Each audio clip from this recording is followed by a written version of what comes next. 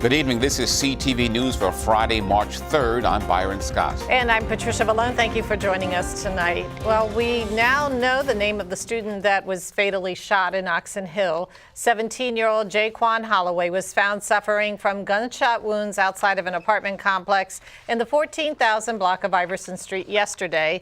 Holloway died later at a nearby hospital. The suspect was possibly driving a light-colored SUV. So if anyone was in the area at the time, they saw the shooting or they saw an SUV that matches that description fleeing the scene at a high rate of speed, please give us a call and we would like to get that information from you. Call Prince George's Police if you have any information that could help solve this murder. A $25,000 reward is being offered for information leading to an arrest and indictment. Meantime, funeral arrangements have been announced for a Clinton teen that was shot and killed in a domestic homicide last week. The mother of Christopher Perry is charged with fatally shooting the 17-year-old, allegedly after an argument over a video game. A viewing will be held this Saturday, March 4th at 10 a.m. at Grace Brethren Church of Clinton. The funeral service will follow immediately at 11 a.m. A body is found after a fire tears through a home in Rockville. It happened on the 16,100 block of Willow Lane last night. Only the brick chimney is left of that house. You see it there, that two-story structure. Crews worked over the night to battle the fire. They put it out early this morning, at which point our investigators showed up and we began the investigation into the cause and origin, and also we were actively looking for a missing resident of the home. So unfortunately, about an hour ago, we located the resident in the home. No word yet on the cause. The name of the victim has not yet been released. Well, faith leaders and politicians come together to condemn hate crimes and violence here in Maryland and across the nation. Representatives of various religions joined federal, state, and county officials at the Jewish Community Center of Greater Washington in Rockville this morning. The event was organized in response to a recent wave of threats at Jewish centers and schools to both show solidarity and take a stand against anti-Semitism.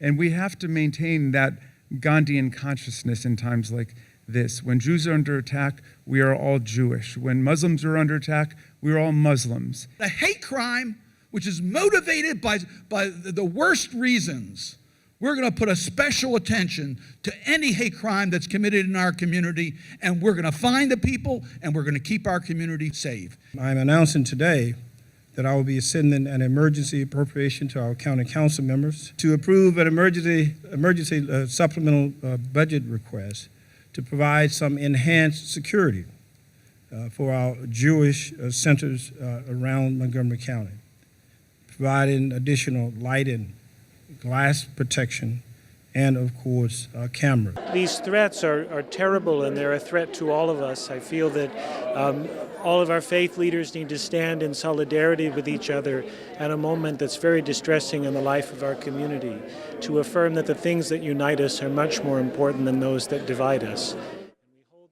Meantime, authorities have arrested a former journalist in connection with at least some of the incidents that have occurred nationwide.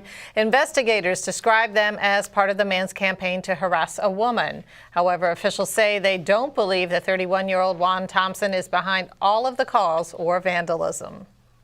Some Republicans and top Democrats are saying the U.S. Attorney General should step down. This after the Washington Post revealed that Jeff Sessions met with a Russian ambassador twice during the 2016 presidential campaign. Information he did not disclose to the Senate Judiciary Committee during his confirmation hearing.